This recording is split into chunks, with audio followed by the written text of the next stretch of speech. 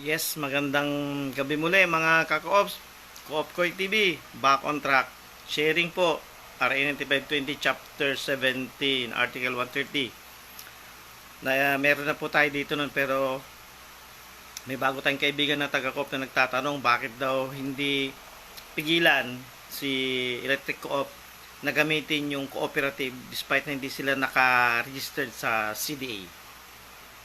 Ito po, Article 130, binibigyan po sila ng karapatan na gamitin yan kahit hindi sila registered. Option po nila yon. Yan po, very simple. Registration option of electric cooperatives registered with NAIA under Presidential Decree 269 as amended, which are not registered to the authority and yung CDA are allowed to retain the word cooperative in the registered name. Yan.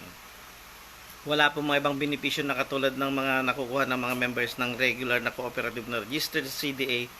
Yung mga member ng kooperatiba na electric na hindi registered sa CDA. Yon, wala pong dividend, walang share capital, marami pong pagkakaiba, mga tax free, mga ganon. Ayan po, yung kaibigan ko kanina nagtanong uli. Kung kailangan ulit-ulitin ko po ito para maintindihan ng iba. So, Cooperative TV po, please like and share. Magandang buhay.